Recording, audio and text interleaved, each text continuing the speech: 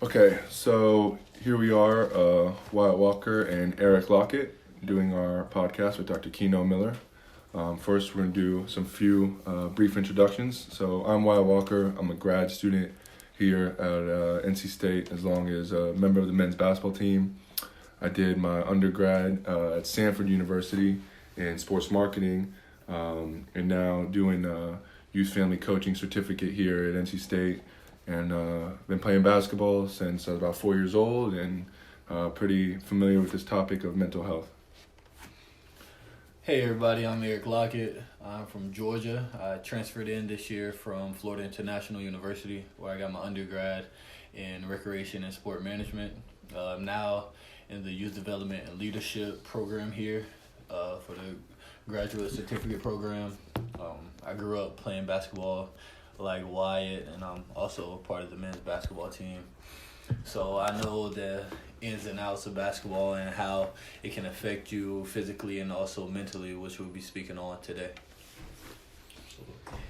And I guess it's on me. Dr. Keino Miller, I'm originally from Dallas, Texas, native Texan, I always throw that out there. Graduate from the counseling psychology program at Indiana University in Bloomington. My research has centered around trauma and healing, race and sport, masculinity and ethnic identity. I'm a former D1 athlete as well, played football as a walk-on at Florida A&M, University of New Mexico. It's a pleasure to be here. Currently, I'm a postdoctoral fellow at NC State University. Awesome. Well, thank you for meeting with us. So just a kind of a brief intro to the topic. So we did our paper on mental health in youth males. And kind of spoke about growing up. In our paper, we kind of touched on the pros and cons. So, for example, like kids playing Pop Warner and some of the youth basketball, youth football leagues, how you have the pros, such as just from a science perspective, the release of dopamine and exercising is a stress reliever. Playing with other teammates, building that camaraderie with other males. And then, some kids, whether they're lacking a father figure or a coaching figure, having that in a coach and kind of building off that. And then just competing, I think humans and males especially love to compete. But then there are, the negative effects of it. There's guys that maybe the toll on their body as a young male, you're not ready for that sometimes. And then just the negatives in sports, when you lose a big game or maybe you lose playing time competing at a position. And then some kids, maybe if they're not ready for a coaching figure to be hard on them, some coaches might push the line, take it too far. Just kind of touched on that in the paper. And then also the professional athletes. Yeah, we also mentioned professional athletes like Paul George, Kevin Love, NBA players that are now coming out and speaking on it. And I feel like it's been going on for a long time, but a lot of people don't like to come forward and talk about it because it's not something that they want people to know, but it is something that's very prevalent in sports today, all across basketball and all other sports. Absolutely. So we looked up when we were doing the paper. So mental health is kind of a broad topic, broad term, and there's so many things: depression, anxiety, bipolar. There's so many things, schizophrenia, that kind of fall under that. So I guess what we're talking about in terms of like the youth, we're talking about more just the negative, like mentally just dwelling on things to where it affects your day-to-day life. Whether it's things outside of your sport that carry on to the field or onto the court, or things in the sport that carry on and leak into other areas of your life. So with your experience, if you just kind of want to touch on when you hear mental health, what do you think and what affects that? Absolutely. For me, mental health is going to align with total health and optimal health. Just as we talk about, make sure we're not ill, we're not sick. From a physical perspective, the mental aspects of illness, they're all connected. And so for me, I look at it more of a holistic approach in terms of mind, body, spirit. And so when we're talking about the mental aspect of it, people kind of dismiss it because it's not as prevalent as, a injury or a hamstring injury or broken something. or a flu or something like that, Yeah. something that we feel like is tangible. You know, the mental aspects of performance or the mental aspects of, you know, just trying to be able to cope in today's society, particularly as a young athlete. You know, you really don't understand what it is. You just know that I'm angry and I want to hit something. Yeah, Or for sure. I'm kind of scared. These guys are bigger than me, and I don't know. I don't think I can do it. And so, for young people and adolescents, that's what it feels like. It feels like either I'm not good enough, or, you know, I'm just overwhelmed. Yeah. So it's gonna probably look like that, maybe even sound like that when you're talking about how they might even approach. Yeah, and I'm sure all three of us grew up playing sports, been playing a long time. You know, I can remember, specifically Pop Warner days, playing, and I remember my first kind of taste of it was cutting weight for, I had to be, I forget what it was, for Pop Warner, like 155 or 165, and like, I was weighing too much and had to lose weight, and just the mental stress, like going to school, trying to only eat salads and stuff. Yeah. Just trying to make weight, That was... So what do you think is like the biggest causes for depression and anxiety? In terms of depression and anxiety, probably the environment that we're in. Either we have an environment that has set standards, that we feel like we have to be perfect to be able to attain. And so that perfectionism yields a certain degree of anxiety. Am I doing this? Am I doing that? Am I doing it? What else should I be doing? You know, it's like being in a family where everyone has a Ph.D. And the pressure is to, you are next. What am I not doing? Yeah. And so that's going to build on anxiety, particularly if you have a parent who talks about sport or who really emphasizes sport as important, or you feel like you're being challenged or chastised as not being good enough. And so those kind of questions about your own ability and your own identity, especially for, you know, someone, you know, 8, 9, 10, 11, 12-year-old, you know, you're trying to perform, but you're also comparing yourself to your peers. Yeah. So that level of social comparison can also really impact, you know, how one feels, and that's going to trigger a little bit of anxiety. Yeah. In terms of depression, you could think about it in terms of when a person kind of hits rock bottom, where they just kind of feel like, why try? And you can imagine, you know, for a young undersized athlete like myself, or someone who feels like they're not being acknowledged, why am I doing this? Yeah. You know, they don't feel like I'm important. And so you can see for young athletes and young persons, just the lack of acknowledgement might really impact how they see themselves. It's a reflection of how they feel. Yeah. And so you're going to have maybe more of a depressive characteristics there. For sure. I know one thing Coach Keith talks about with us all the time is, like, he says there's so many times where we get fixated on the next level and playing in the NBA, and you're kind of talking about that comparison and the pressure of that. You know, sometimes you just got to be like, you know, I'm playing basketball in the ACC right now. I'm trying to win games, but when you're always thinking about the next level and next and comparing yourself, and that can definitely draw on you and weigh on you. I feel like you can never get too high and never get too low. Like, you have to find that perfect medium. Right. But that's really hard to find, I feel like. It's an even keel. And at the end of the day, if you're talking about young athletes going to high school, maybe the opportunity to play at a high school level, or if you know, athletes who are looking and trying to get a scholarship, there are a lot of opportunities out there to be able to play if you just enjoy the game. Yeah. But the pressure is getting a scholarship or performing at a Power 5, and that adds more weight to it. And, you know, I can imagine at your level, you know, really enjoying that you're playing the game you love, you're healthy. And some are getting free meals and free books, room and board.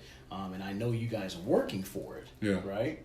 But it's still ultimately really something really cool, because not everybody gets that opportunity to play the talent in this country that you guys have had the opportunity to participate with, being around the game. So it's the little things. It's how you set it up. It's how you set it up. And if it's not a healthy display around sport, then it could be more challenging. So now you kind of touched on, like, what the depression, anxiety, what it is. What would you say are some early signs that a player themselves, whether it be a youth themselves, can pick up on, or even a parent or teammates, you know, people surrounding that, you can kind of tell, okay, like, this is something bigger than just being down a few days. Absolutely. So your anxiety is probably going to look more like there's some physiological sensation, and so you can look at someone who might talk about, now I feel like I have chest pains, or I feel like my head hurts. You know, physiological sensation. You know, man, I got a headache. You get a teammate like that who's always complaining of headaches. That might be a little bit more anxiety. Someone who maybe shakes, you know, when you're kind of at practice or you're getting ready for practice. Difficulty concentrating, we talked about that. Shortness of breath, lack of concentration even. You know, you get someone on the court and they're not really focusing. That's probably more anxiety. When you look more so at a depression, you're probably looking more so at the telltale depression is probably going to be someone who sleeps a lot or is very low energy, what we call lethargic. You can see that even in early teen or adolescent, because you kind of see their body language is just kind of slumped over. Things like that. Restlessness, you know, they say, well, I just kind of feel like I'm not getting quality sleep. You know, sometimes depression will take you where you just sleep too much, and then other times, you know, you've just got so much weighing on you, and you just kind of feel so low, and you can't get to a state where you're kind of restful. That makes sense there. Obviously, pessimism and hopelessness. So you can imagine, you know, kid, I mean, I got cut. I played basketball my 9th grade year. I got cut from the roster, and 2 different things can happen, you know, and, you know, you can kind of say, well, I guess I'm not as good as the other guys. And so if you kind of see isolation and people pulling away, that might be a sign of maybe depression maybe being, you know, more prevalent than other times. If you see them come back and still kind of engaging with, you know, guys or things like that, or if you see them in an academic setting where they're still kind of, you know, still engaged, then, you know, that may be a little bit okay. But if you're seeing from a global, from the academic spaces to the, you know, athletic or extracurricular spaces just kind of withdrawn, then that's probably going to look like a little bit more depression there. Yeah. I think, like what you were saying about kind of depression in terms of body language and sleeping a lot of stuff. I mean, for myself, like the days where I wake up really late and I just kind of stay inside, play video games all day, I feel more down than the days where I'm waking up early and going and doing something and being just around people socially. You know, like when you're by yourself and you isolate yourself a lot, those days can add up. Yeah. You know, where it kind of does affect your mood. For sure. I feel like I've done the same. Like after having a bad game or something, it's like I just want to be by myself. I don't really want to talk to anybody. Just stay inside. Yeah. And that's part of, you know, that's part of the process. We kind of recognize that wave, you know, where it may be more anxious to perform and then maybe not feeling comfortable with your performance, and it can have the same type of effect. So what do you suggest for like the youth and parents for the kids who are struggling with mental health, like to when they acknowledge that they are going through those things, how to like stop it and how to like kind of build confidence? Yeah, I think particularly for the parents and the adults supervisors, it's imperative that you engage students holistically. So we talk about more holistic growth. It's imperative that you talk to students about more than just the sport and the activity that you're playing. And it's challenging maybe for some parents because they're like, you know, have you practiced? You know, have you, you know, what are you doing to get better? What are you doing to get better?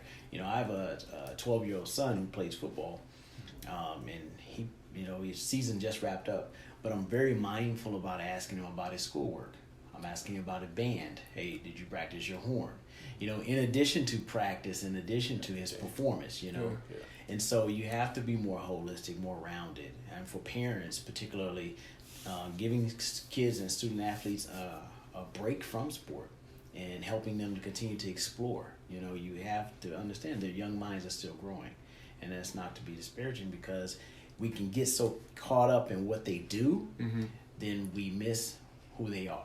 Yeah. And so sometimes a preteen or a teen, they deserve just to kind of check out and be a teen, you know. And so sometimes it looks like a day a coach will say, we're not going to have practice today. We're just going to talk. We're going to do team building and bonding. Yeah. And things like that are ultimately helpful, particularly for kids who maybe feel like they're on the outside or they're not as quote unquote popular. And that helps everyone kind of feel like they're part of the team and build that cohesion. So those are some of the things there. I think just, I mean, we kind of they're awkward at first when we laugh about it, but like the exercises that you and Michelle Joshua do with us, like with the balls and the sticks and stuff, like some of those team events, they do help because they get you out of your shell and you're communicating with guys, and that I think that helps. Okay, so here's a pretty.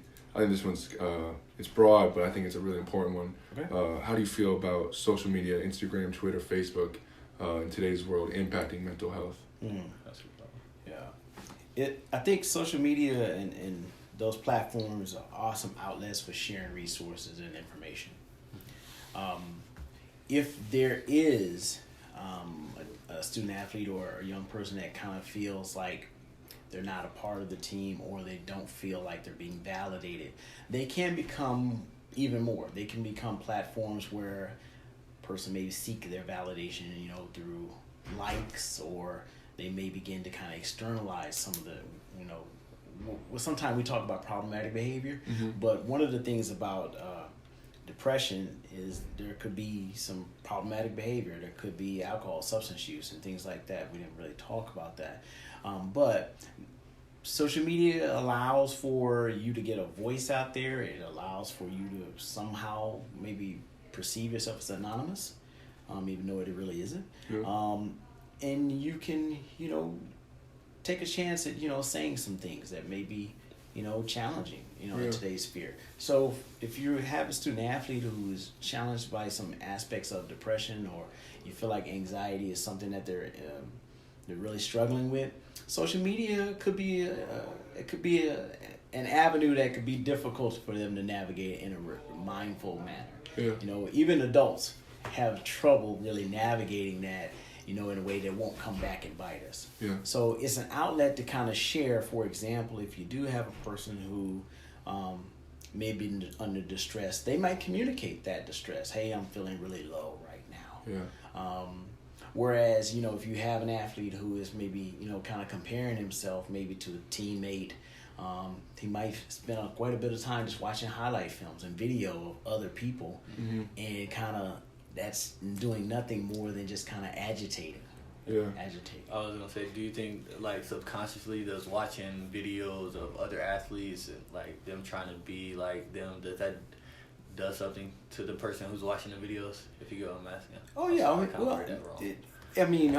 watch videos. I watch videos and I say, okay, I like that. I get enthusiastic about people. I said starting their own businesses and things like that. So I think we're visual people. And I think if you see someone, you're like, oh, wow, he's really doing great things, that's healthy. But if it goes beyond that to where, he thinks, he's the, greater or better than me, it could really kind of brew some problematic thoughts and stuff like that, where, you might feel like there's some kind of virtual challenge to your manhood and your masculinity. And so that could be something to continue exploring. Again, great platforms, they all have their uses, but if you're already kind of like in a place of agitation or just kind of feeling like you're not being acknowledged, it could be more problematic. For sure. Yeah. I would say I'm guilty. In like high school, I used to pull up like the ESPN Top 100 rankings, and I'd be like, okay, here's this kid, he plays my position, he's got such and such offers from these schools, and these, and I'm like, well, man, I think I'm better than him, I can do that. Yeah, but I only have these offers, like he's got these, and it's like at the end of the day, like, what am I doing? Am I just doing that to like make myself feel better? Am I insecure? Like, Yeah. And anxiety goes up, exactly. Like, oh, he's got to look, oh man. And the interesting thing about it, if you see someone at your position, you're like, oh, they already signed 2 forwards.